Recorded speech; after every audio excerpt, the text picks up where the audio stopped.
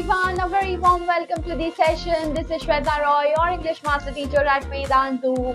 I hope everyone is doing well. So welcome to the session, welcome to Prodigy series, and the poem that we are going to delve into today is A Legend of the Northland. It's a beautiful, beautiful poem with multiple layers of interpretation, and I would like you to interpret the entire poem, guys, right? I would like you to, I would just be guiding you, but I would like your participation throughout the poem, right? So promise that everybody would be participating. We have amazing quiz questions only and only for you people. So please stay tuned, guys. And those of you who do not know me, I am your master teacher, Sweta Roy, and I have pursued my masters in English and B.Ed with a year of teaching experience, and I have also qualified CTET and mentored more than 20,000 students both online and offline. And my motto is to unleash the power within you. That's why I told you that please stay tuned and do let me know your inputs, your interpretation of the entire poem. And that's what I meant by empowerment, because you people are empowered to put down your thoughts, to ideate, to create, to innovate. So let's get started. Are you people ready to rock this session? Give me a quick yes in the chat, a quick thumbs up in the chat, and we'll begin with the word of the day. The word is given by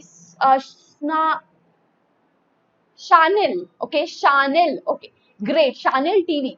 So, big round of applause for Shanil. The word is intricate, which means very complicated or detailed. An intricate network of canals. That's how Shanil uses the word. And what about you people? Can you also use this word in your own sentence? Please do let me know in the chat right away. Okay, and do also let me know your word of the day at the end of the session in the comment section. Don't forget to do that, guys. And now a big round of applause for the homework rockers. Bhuvana, Michelle, Lunatic Rages Nation. Oh my god, quite innovative name. Chaitanya, Anjali, and Kata Taylor. Okay, great job, people. Amazing, great job. A very, very, very, very well done, people. Very well done. So, guys, in today's session also, please don't forget to post your homework answers in the homework section and get a chance to be the next homework rocker. So now, before delving into the session, everyone, please do hit the like button and don't forget to share the video amongst your friends. And if you have still not subscribed to the channel, what are you waiting for, guys? Go ahead and subscribe to the channel so that you do not miss out on any important notification. I'll begin with the poet Phoebe Carey. She was an American poet, and she was the younger sister of Alice Carey, right? And the sisters also co-published a lot of poems in 1849, right? And after their death, their joint anthologies, were published, right? So they were also compiled. The joint anthologies of their unpublished poems, they were also compiled. So that is about Phoebe Carey, and this is going to be the session flow. We'll begin with the line-by-line analysis of the poem, followed by vocab, poetic devices, and we'll be ending with the homework questions. And yes, you have lots and lots of quiz questions. So please, please, please stay tuned and definitely participate throughout the poem. Okay? So let's move ahead with the summary. First of all, we need to have a little bit of introduction to the poem, right? So first of all, you need to know it's a ballad. Now, what is a ballad, guys? It's a kind of poem which tells a story in short stanzas. Okay, it's a legend also, right? Legend is, again, legend is something which tells you a story, okay, and it's transmitted from generation to generation, but the authenticity of the story is not very it's not important. The authenticity is not important. What is important is the message conveyed, and same we will be seeing in this particular story, this particular legend. So we will not question the authenticity of whether the legend is true, the story is true or not, but of course what is important for us is the message, right? And ballads are a part of the folk culture or popular culture, and they are also passed orally from one generation to another generation. And the story of Northland, so the legend of Northland, so obviously it is the story of Northland area, which is near the North Pole. Exactly which region, that has not been specified. right? So let's now begin with the very first stanza, and let us also go away and away in the Northland, and let's see how it looks like, right? So are you ready to read the poem along with me? Come on, people, let's read it. Away, away in the Northland, where the hours of the day are few, and the nights are so long in winter that they cannot sleep them through. Isn't it beautiful, guys? So, did you also go and travel in Northland along with the poet, guys? Yes. So, in the Legend of Northland, the poet describes the Northland area. Where is it? It's very far away. Okay, and here daytime is short in comparison to wintry nights. So during winter, obviously nights are long, right? And what happens over here is nights are long.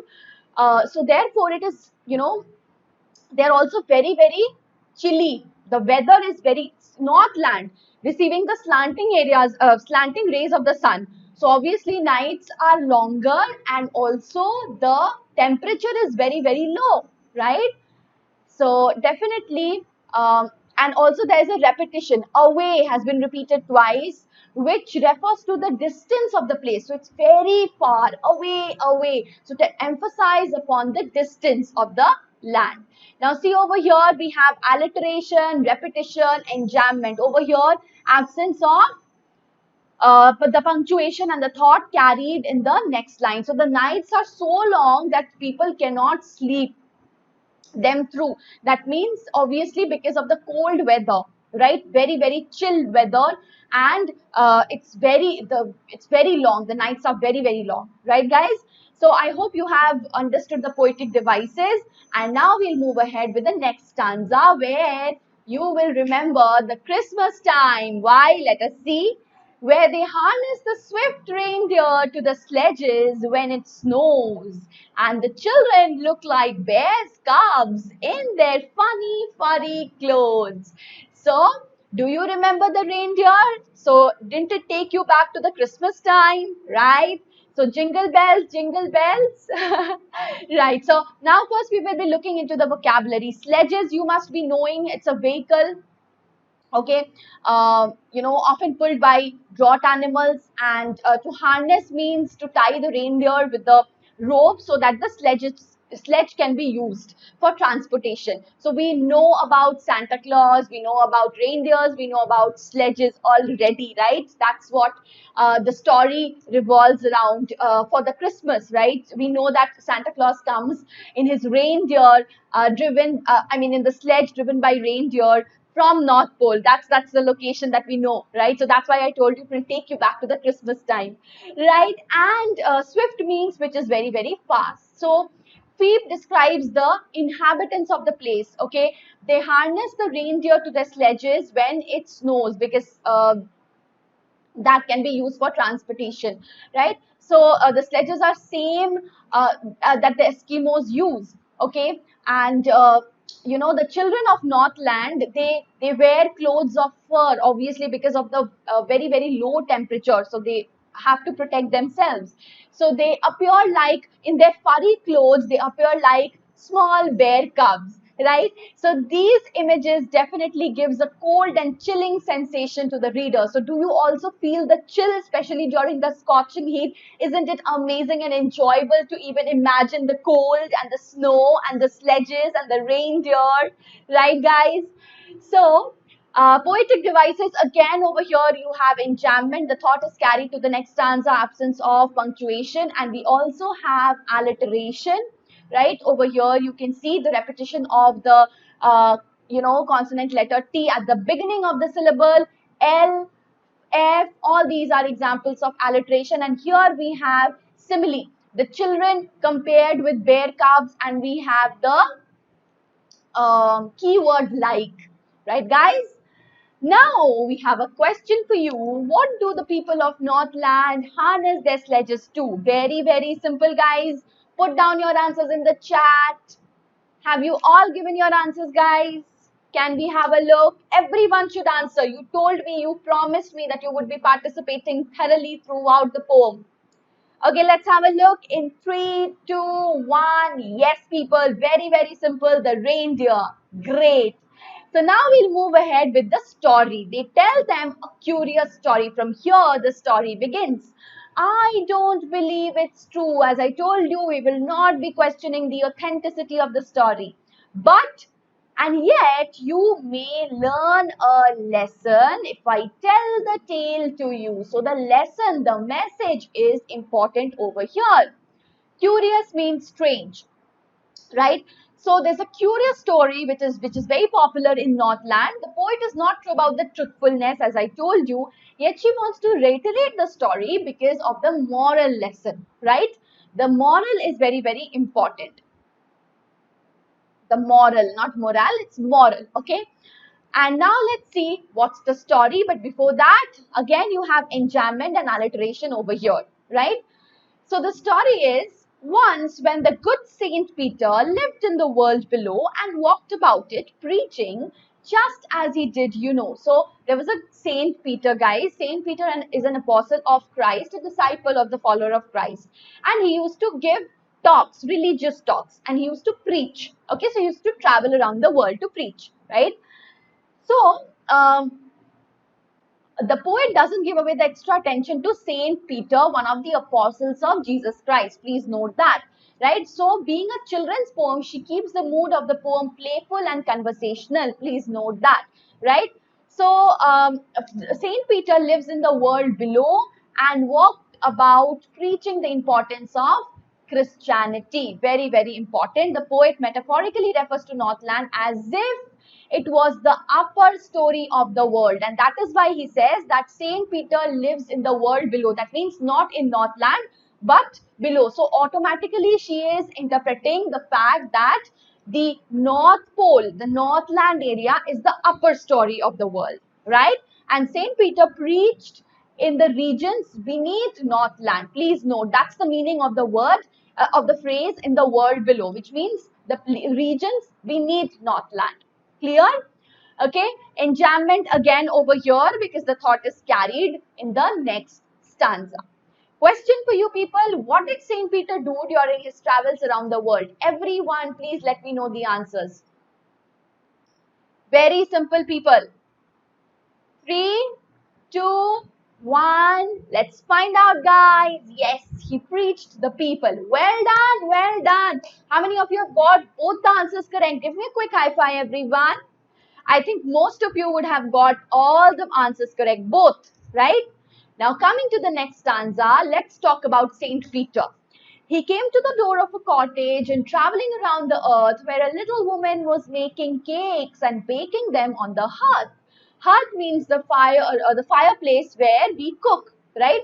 So Saint Peter traveled around the world and he came to the Northland and he came to the cottage door of a lady, and what was she doing? She was making cakes, right? Poetic devices, again we have alliteration. Woman, was, them, the, hearth. So here this is the example of consonants actually. This is not alliteration.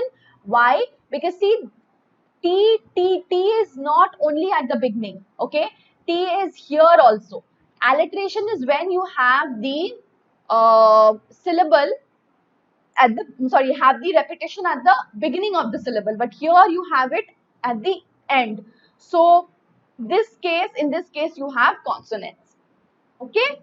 Now, and being faint with fasting, for the day was almost done, he asked her from the store of cakes to give him a single one. Very important, guys. Faint is famished. He was starving. Okay, he was very, very hungry. So in this stanza, the poet is describing the condition of the physical condition of Saint Peter, who was an apostle of Jesus Christ. He was very, very hungry. Okay, he couldn't even stand. His body was so weak he couldn't even stand. And what did he ask from the lady? To give a single piece. Now here, store of cakes is a symbol of worldly possession. Very, very, very important. Please note, the store of cakes symbolically represent worldly possession. Okay. Poetic device, again over here we have alliteration. And question for you people, At what time of the day did Saint Peter reach the little woman's cottage? Very simple, everyone. Please do let me know. Okay, 3, 2, 1. Yes, at the close of the day. That's the correct answer. Good job. Well done, people. Well done. Okay, so she made a very little cake, but as it baking lay, she looked at it and thought it seemed too large to give away. Very important. Now, this lady obviously she starts baking a cake. Now, very important over here, the entire stanza is highlighting the selfishness of the lady. Okay, what did she do? She already had a store of cakes. Okay, but what did she do? She cooked or baked a very little, a small cake for Saint Peter, right? Now, store of cakes, as I told you, it represents the, wealth, right? In the previous stanza, we discussed this, right? Store of cakes is a symbol of worldly possession, the materialistic world, right? And the possessions, right? So, definitely it's reflecting how materialistic she was. And moreover, the lady laid the dough for baking. It was about to be fully cooked, and what did she do? She looked at it, and what thought came across? It was too large to give away. The cake was not big, but it was her mind. That means she had very, very mean mentality, right? She was very selfish, and her selfishness blinded her, right? And the cake appeared to be bigger to her worldly eyes, right? So she was blinded by her selfishness. Therefore, she needed another and still a smaller one. But it looked, when she turned it over, as large as the first had done. So she again made another one, right? But this time also, it looked as large as the previous one. So what is important here is her perception. The cake was not big, it was small, but it was her perception, which obviously when it was the time to give the cake to the other people, to the other person, it appeared large. So it illustrates the effect of greed and selfishness in a person's mind, right? It makes one vision smaller. Very, very important. Her vision was small, and that is why. So when we are selfish, our vision is very narrow. We just think about ourselves, and we cannot see the broader world outside. That was what exactly had happened with this lady, right? And it makes the person unhappy and agitated with the illusion. So the moment she tried to give away the cake, it appeared larger to her, right? And she was under the illusion, and therefore she became agitated, right? She became unhappy, right? Now, poetic devices, again, we have imagery. So baking another cake, it's almost giving us the visual image of the lady baking another cake. So that's imagery, and again we have alliteration over here, right? Then she took a tiny scrap of dough and rolled it flat and baked it thin as a wafer. But she couldn't part with that. Scrap is a small amount. So what did she do next? For the third time she was baking a cake. Why? Just because the first two appeared too large to be given away. And now the third time the lady rolled it so flat that it became thin as a wafer. You've seen how a wafer looks like. It's very, very thin, right? So that tiny scrap of dough appeared like her heart, which means her heart was also very tiny. She was not a large-hearted person, right? So therefore, she couldn't part with that tiny scrap even. Okay? So, this is definitely a reflection of her selfish mind, which is very important for us to understand, and that's the message that the poet wants to, convey, right? So, repetition over here, rolled and rolled, repetition to emphasize upon the fact that she constantly tried, put on her efforts to make a very small cake, okay? And then definitely reflecting on her selfishness. Again, we have a simile, thin as a wafer, and then we have alliteration over here. For she said, my cakes that seem too small when I eat them myself, very important, and yet too large to give away. So she put them on the shelf. Okay? So the lady presents how greed has made her blind to the reality. When she, she said that her cakes appeared smaller when she had them for herself, but when she wanted to give them away, it appeared too large. And she kept that shell, kept that even small, wafer-like cake on the shelf, right? So this definitely reflects how a greedy mind distorts reality and creates a paradoxical understanding of everything. So she also had distorted the reality, right? The reality was the cake was not very large, it was very small. But her greedy mind, her selfish nature had distorted this reality. Okay? And this also presents the essence of materialism, right? The worldly possession, how we do not want to part away from the worldly possession, right? Whatever we have, whatever belongs to us, we, as a result of our materialistic nature, we are not ready to part with it. Very important point. Okay. Again, we have enjambment and alliteration in this particular stanza. And then good Saint Peter grew angry, for he was hungry and faint, and surely such a woman was enough to provoke a saint. The last line was very, very important. The last line is very important, okay? Provoke is causing anger. Now, the behavior of the lady made the saint very angry because he was very hungry and he was faint. He was famished, right? So the poet ironically says that such a woman who is so greedy, who is so selfish, such a lady having the mentality provokes even a saint. Okay. Now the last two lines are very, very sarcastic and ironical. Please note that as well, right? Okay, so here also we have enjambment. And what did the saint do? Let us see that. He said, you are far too selfish to dwell in a human form, to have both food and shelter and fire to keep you warm. Dwell is to live. So he said that you are very selfish to live in the human form. She lacked the essential qualities because she could not empathize or sympathize with the hungry saint who was almost on the verge of fainting. She had everything: food, shelter, warmth. So, but these are something that God gives His children freely, right? Still she was hesitant to share her, materialistic things or, worldly things. So she was very, very mean, she was very selfish, and she was not fit for dwelling in a human form. Now you shall build as the birds do, and shall get your scanty food by boring and boring and boring all day in the hard dry wood. So scanty is very little.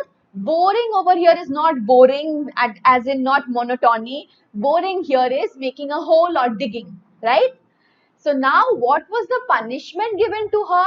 That in future, since she is not fit enough to dwell in a human body, human form, because she has no human quality, okay, because she's selfish, and human qualities as in humans are always there to help each other. They understand humanity. They can have the quality of empathy, sympathy, right? Kindness. But all these essential human qualities were lacking in the lady. So therefore, she was not fit to dwell in this human form.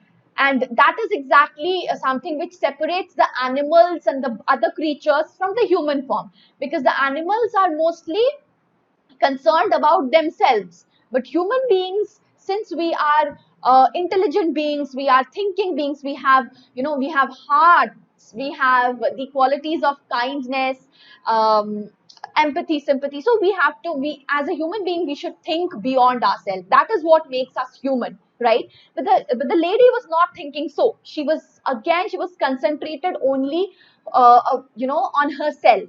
So that's why the the saint, what did he do? He said that she would get scanty food because she is not ready to share. So the punishment was she would be getting scanty food, and she had to search it by boring, and she had to bore all the day in dry wood for sustaining herself, as she could not understand the value of things she had and refused to help a person in need. So she would also suffer just like that, and then might be she would be understanding the value of sharing. So that was the lesson in form of punishment given by Saint Peter, right? So again we have over here repetition, boring and boring and boring, and alliteration over here. Okay?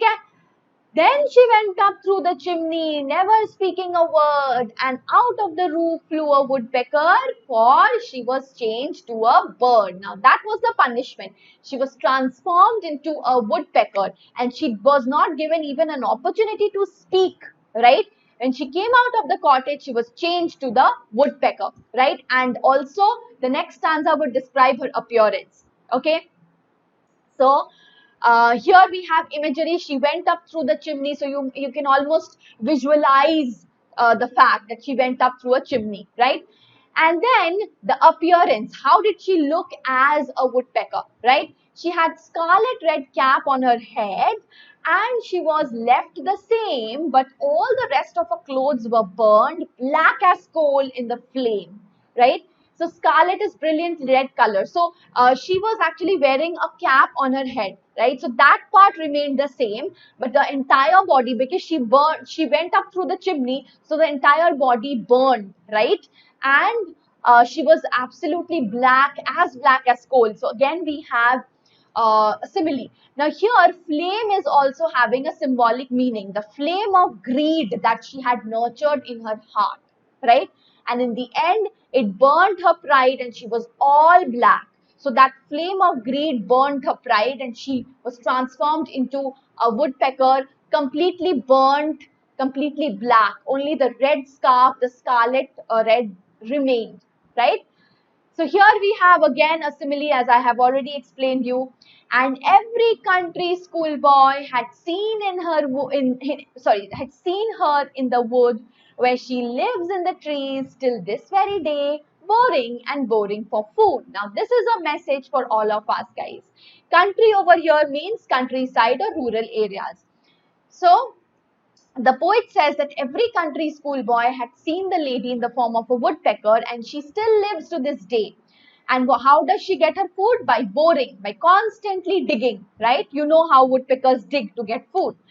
And on this note, the poem ends with a moral warning to all the readers. If one chooses the path that the lady chooses, then she would not turn, she won't turn into a woodpecker for sure, but she cannot be happy. Now here, turning into the woodpecker again is something which is not possible. But again, it's a reminder for us not to consider the facts, but to consider the moral lesson, that if we are selfish, we would never be happy, right? And we would be always agitated, right? Just like the woodpecker was, the lady turned into a woodpecker was. And in being a constant chain of suffering is no less than a suffering of the woodpecker lady. So we would always suffer, and this suffering is actually compared with the suffering of the woodpecker lady, right? So that's the moral message for all of us. Boring and boring, we have repetition. And before moving ahead, guys, there is another level of interpretation that I want you to look into. Okay, so this was from the perspective of the woodpecker from the perspective of the saint, obviously, who punished the woodpecker. Now, I would like you to look into the poem from the perspective of the lady, right? So how far do you think the punishment of the lady getting transformed into a woodpecker by the saint was justified? Just think about the saint. Okay, think that a saint is someone who is supposed to be very calm, right? He was not supposed to. A saint cannot have anger. If he has anger, then he's not a saint, right? Saints should have a very calm demeanor, and a punishment, a very cruel punishment as such, as if to transform the lady to a woodpecker without even giving an opportunity for her to speak. Okay, is this justified? Is anger, just as the saint said that she's not fit for a human body, but do you think that anger is something which is fit for a saint? Think about it, guys, and do let me know in the chat. Okay, so till then, till you place your inputs in the chat, do let me know that. If you are enjoying the session, I'm sure you are enjoying the session. So just imagine how enjoyable the sessions would be in our Vedantu platform, where you would get personalized touch as well. So if you guys want to join us and score 100% knowledge and 100% marks, we are ensuring your improvement with Vedantu Improvement Promise, guys.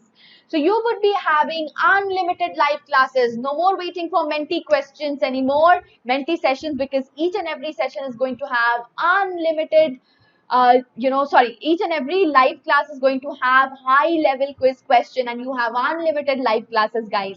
You could compete with the students throughout the world. Even when you're watching the replays, they are going to be super interactive. And we would be having live quiz and leaderboards plus premium downloadable content. So you can even download the content with handwritten notes of the master teachers, right? In-class doubt solving with quality tests and assignments. Isn't that amazing, guys? So in the class only, your doubts will be solved by our superb team of class teachers. And you would have quality tests and assignments too. And then you would have all the micro courses for absolutely free, no extra charges for micro courses. So less is more, guys, and you just need to visit the link, use the coupon code, and this coupon code would be giving you a complete 10% discount. Isn't that amazing, guys? So over here you can see we have 3 types of plans: light, classic, and plus. Okay? And you just need to use the coupon code SWRE Pro, and this is your batch starting date. Classic will be giving you a doubt app. So classic will be giving you doubt app, and the pro is going to give you a personal mentor, right, guys? So please note the batch starting date, everyone, so that you do not miss out on the batch starting date. You can take a screenshot also. You just need to visit the link and use the coupon code SWRE Pro. All right. And this is the homework that you have for this particular session, message of the poem. And do remember to also put down your thoughts on whether it was justified on the saint to punish the woodpecker in that way. Think about the saint being called a saint, right? So Saint Peter was a saint. Was he supposed to get so angry that he would be punishing the woodpecker in such a way? Think about that. Do share your inputs on that also in the comment section. I would love to see your interpretation. Okay? Because I believe in your empowerment. So see, I am empowering you. I mean, I am not empowering you. You are already empowered. But I want to see your creativity. I want to see your innovation and your thought process regarding that area as well. Okay? So till then, guys, take care and don't forget to hit the like button, share the video amongst your friends, and in case you have not yet subscribed, do subscribe to the channel as well. Okay, so take care, everyone. Thank you. Bye-bye.